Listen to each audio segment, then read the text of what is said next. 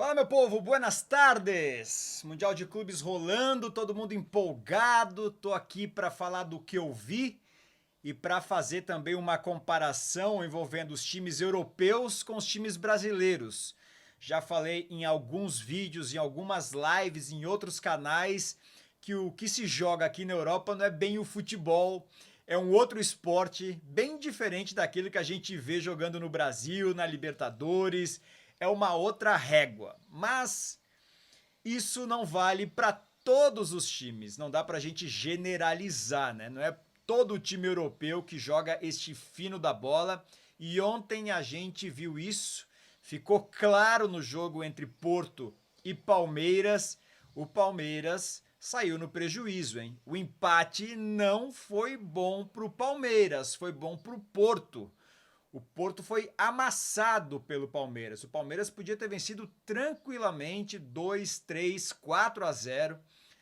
Talvez tenha ficado um pouquinho nervoso, era estreia, muita torcida também marcando presença. Talvez tenha mexido um pouco com o emocional do time do Palmeiras, porque em campo foi um domínio absoluto. Esse um pontinho acabou sendo bom para o Porto apenas, né? Acho que o Palmeiras passa nesse grupo e passa em primeiro. Ainda tem o Al-Ahly pela frente, o Inter Miami também. Mas acho que depois dessa estreia o Palmeiras se coloca numa situação mais tranquila, tira aquele peso da estreia e tem totais condições de passar pelos dois adversários e terminar esse grupo em primeiro lugar. É fácil? Não é fácil, porque no futebol a gente sabe que tudo pode acontecer. Mas contra o Porto, que na teoria era o adversário mais difícil dessa fase de grupos, acho que o Palmeiras tem total capacidade, um time muito rápido, um time com muita vontade. Falta finalização, falta caprichar um pouco mais na finalização. Ontem o Rafael Veiga, quando ele entra no segundo tempo, ele muda o comportamento do Palmeiras. Entrou muito bem o Rafael Veiga. E o Porto, que está agradecendo até agora esse pontinho, porque isso pode ajudar o Porto a passar como segundo do grupo para a fase de mata-mata. Acho que o Porto tem mais time do que o Inter Miami, do que o Al-Ahly, mas não sei se tem tanto mais time assim, porque ontem eu esperava um comportamento do Porto muito melhor.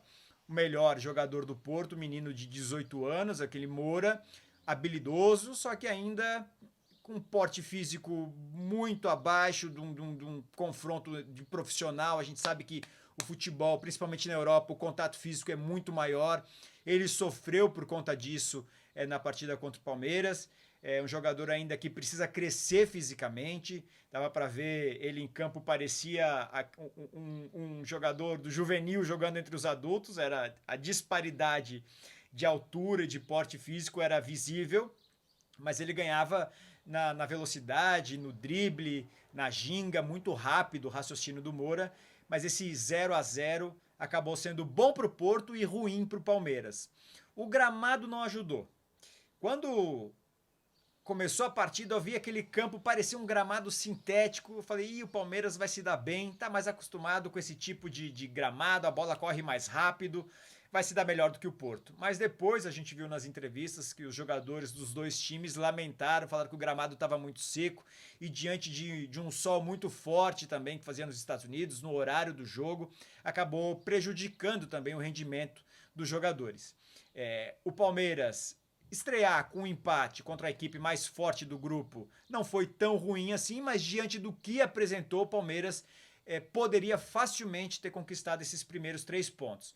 Então, quando a gente fala dessa disparidade do futebol europeu com o futebol brasileiro, não dá para a gente colocar todo mundo no mesmo balaio, né?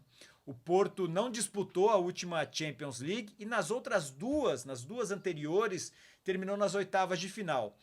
A Champions tem um sarrafo para uma galera que joga um outro tipo de futebol. E aí a gente coloca o Bayern de Munique, que fez 10-0 no ritmo de jogo-treino ontem contra o Auckland. Tem o Real Madrid, o Manchester City, esses times que são muito mais potentes. O Paris Saint-Germain, que talvez seja o adversário a ser batido nesse Mundial. Esses times estão num outro lugar. Não dá para a gente colocar todo o time europeu no mesmo balaio. E o Porto ficou muito abaixo daquilo que a gente esperava. Acho que não é uma exclusividade do Porto, acho que os times portugueses são assim, talvez o Benfica um pouquinho melhor, mas a falta de investimento, a competitividade contra as ligas europeias tem dificultado muito esse crescimento do futebol português. Não acho que o Benfica vai oferecer qualquer perigo também nesse Mundial de Clubes, assim como o Porto. São figurantes, vão ficar pelo caminho mais cedo ou mais tarde. O que eles conseguirem nesse Mundial de Clubes é lucro, porque realmente não dá para esperar um bom futebol, um futebol encantador por parte dos times portugueses. Eu quero falar do Paris Saint-Germain também, mas antes preciso falar do Botafogo, que o Botafogo venceu ontem, venceu tranquilo, 2-0 no primeiro tempo, mas acabou tomando um susto, um sufoco desnecessário.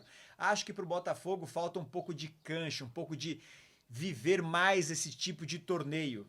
Olhar para o outro lado, entender que é um time estrangeiro, mas eu sou o Botafogo, eu vou dominar esse jogo aqui. O futebol que eu estou jogando no Brasil é capaz de dominar também o meu adversário, no caso ontem o Seattle. E acho que em determinado momento perde o Botafogo essa força, esse brilho. Venceu, mas tomando susto que não precisava. O Botafogo tem muito mais futebol para mostrar do que mostrou ontem. O primeiro tempo foi bacana, foi joia. Eu esperava até que um placar mais elástico até para o Botafogo no primeiro tempo, imaginava 3-4-0. E aí no segundo tempo quase ainda tomou um empate, escapou do empate no finalzinho, graças ao goleiro, mas foi um sufoco completamente desnecessário. Participar desse Mundial traz cancha para o Botafogo, traz experiência para viver outros tipos de jogos complicados, como Libertadores, em torneios internacionais. Isso vai amadurecendo o clube internamente, o staff, os jogadores que vão passando isso adiante. Ontem foi fundamental ter vencido. Era estreia, não era um adversário tão difícil assim.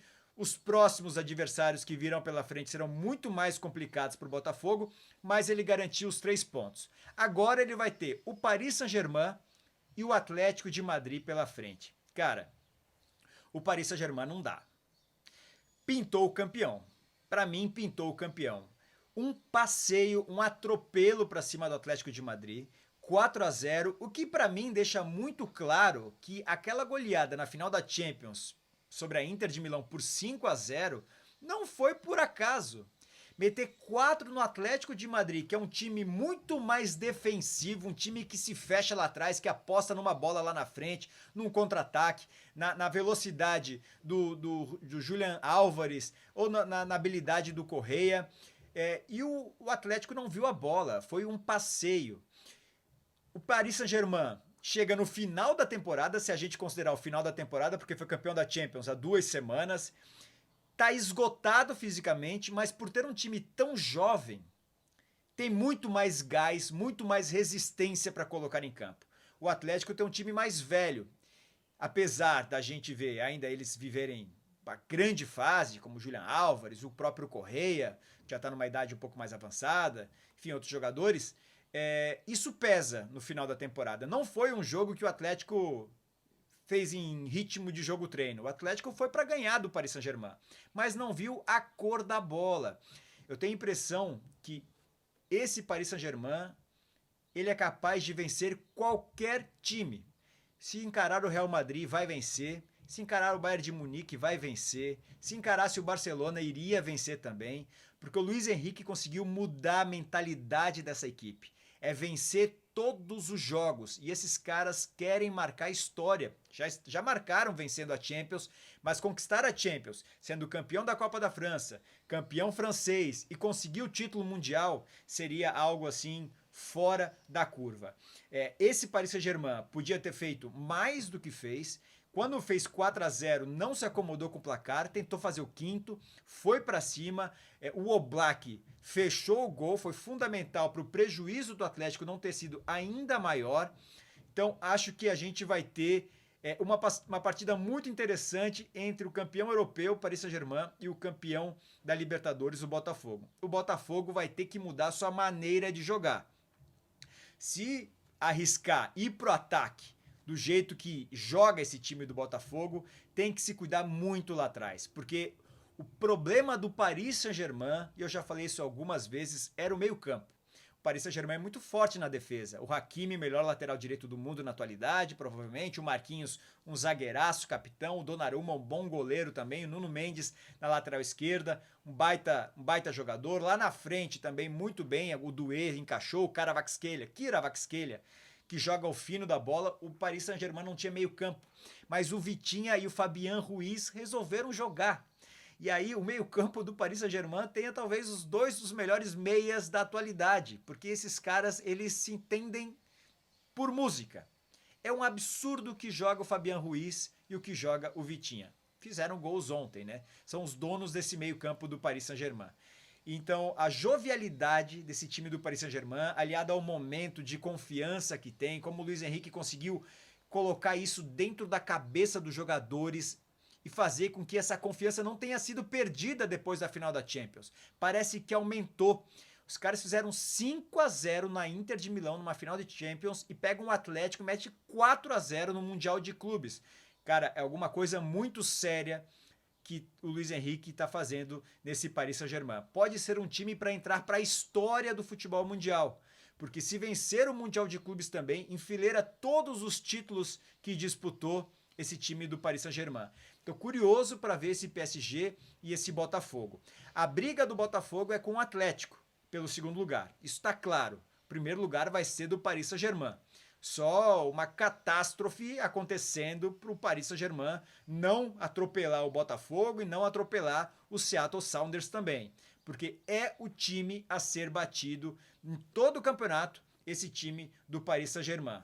Desde lá de trás, o Donnarumma, até lá na frente o Doué, esses caras estão jogando muito. E olha que o Dembélé ontem ainda nem jogou, acabou sendo poupado, mas encanta. É bonito de ver esse time do Paris Saint-Germain jogar.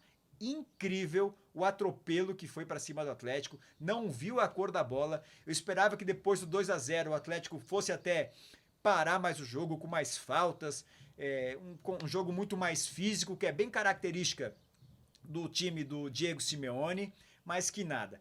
O Diego Simeone precisa só procurar dois atacantes, né? Porque o filho dele ontem não jogou absolutamente nada, perdeu bolas assim inacreditáveis, uns passes assim que da onde o cara tirou isso? E o Sorloth, né? Pelo amor de Deus, o Sorloth perde um gol sem goleiro embaixo da trave. Eu já falei várias vezes, o Sorloth, se fosse brasileiro, estaria jogando talvez a segunda divisão e um time brigando para não cair. É muito ruim. Ele, por ser europeu, claro, a vitrine para ele é o futebol europeu, mas assim, não tem tamanho para jogar no Atlético de Madrid, o Sorloth. Ontem deixou isso claro mais uma vez. Depois que ele perde o gol, o Paris Saint-Germain vai na bola seguinte, faz o gol e mata o jogo. Então, assim, ele poderia ter dado uma sobrevida pro Atlético, tava 2-0. Se ele faz o gol, é 2-1. O Atlético podia ter incomodado alguma coisa a mais, mas o cara perde um gol daqueles e aí você deixa o seu adversário crescer. Enfim, muito ruim. O Atlético precisa de um jogador que goste de fazer gols, que saiba fazer gols, que uma bola como aquela do Sorloth, ele não vai desperdiçar. E o Sorloth, dentro da pequena área, sem goleiro, ele o gol, ele manda ela por cima para longe. Assim, lamentável, mais uma vez, o desempenho do Sorloth. E o Atlético perderia de qualquer maneira, né? Porque o Paris Saint-Germain, como eu falei, está embaladíssimo. E acho que é o candidato, é o time a ser vencido nesse Mundial. Acho que o Paris Saint-Germain é mais candidato, inclusive, do que o Real Madrid nessa luta pelo título de campeão mundial. Hoje, segunda-feira, teremos Chelsea contra o Los Angeles FC e Flamengo contra o Esperance. Que na Europa se fala bastante do Chelsea porque é um time que terminou a temporada europeia deixando uma boa impressão. Foi o campeão da Conference League, o que não é pouca coisa. Terminou em quarto lugar. É um título, né? Conference League, a terceira prateleira, mas é um título. Pior se não vencesse, e terminou em quarto lugar a Premier League. O Chelsea volta a disputar a Champions na temporada seguinte. A gente vê uma reconstrução, a gente consegue observar a ordem novamente se instalando dentro do Chelsea. Depois de duas temporadas atrás, 3 temporadas atrás, o Chelsea tinha 40 jogadores, 44 jogadores no elenco. Não, tiveram que aumentar, inclusive, o vestiário para que todos os jogadores pudessem estar dentro do vestiário. O Thiago Silva falou sobre isso, até sobre essa desorganização na época que ele estava no Chelsea. Por isso que o Chelsea não estava conseguindo colher frutos, mas vem se reestruturando. Esse desempenho na temporada passada dá uma motivação e dá uma outra perspectiva do que vem por aí. Começa a fazer uma reformulação nesse elenco também, dispensando o Sterling, por exemplo, que tem uma história no futebol inglês. Dispensou também o João Félix, que até agora não conseguiu se vingar, né, no futebol europeu. Então mostra que vem se organizando o Chelsea novamente para brigar por coisas grandes. Talvez ainda não seja esse ano, mas já é positivo a resposta que o Chelsea vem dando.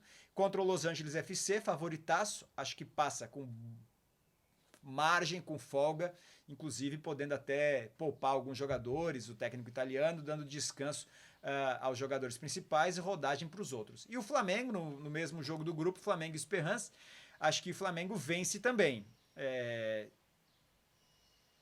Tem um pouco de ressalva com uma flamengada aí. A gente sabe que às vezes o Flamengo pega esse Esperance, perde, e pega o Chelsea e ganha, né? Mas assim, acho que ainda assim o Flamengo é favorito. Sob o comando do Felipe Luiz, um time coeso, um time compacto, um time confiante, bons jogadores, vai marcar a estreia do Jorginho. Você vê, né, o De La Cruz, titular da seleção uruguaia, tá fora, desfalque, o Flamengo traz um Jorginho que eleva ainda mais o elenco. Então assim, o De La Cruz fora, o Flamengo não perde porque o Jorginho deve estrear e vai colocar o time ainda mais forte, um jogador de bom passe, um jogador que machuca pouco, um líder dentro de campo, um cara muito inteligente, tem experiência pela seleção italiana, muitos anos jogando Liga dos Campeões, é um cara que pode ser um baita líder dentro de campo, independente do momento que o Flamengo esteja atravessando durante a partida, vai somar demais. Acho que Chelsea e Flamengo saem na frente hoje, podem ser os dois times que vão brigar para ver quem vai passar em primeiro nesse grupo. Vamos ver o que vai acontecer, mas acho que neste primeiro momento de jogos de times brasileiros no Mundial, fomos bem. O Palmeiras deixando escapar a vitória, mas jogando futebol muito melhor do que o Porto, e o Botafogo fazendo o dever de casa. Hoje é a vez do Flamengo, boa sorte para o Mengão, que traga essa vitória também para começar esse Mundial mais tranquilo. Valeu, galera! Quem esteve até agora aqui no vídeo, pô, dá uma moral, deixa o like, se inscreve aqui, compartilha. Críticas também são bem-vindas. Beijos e boa semana, e é nóis!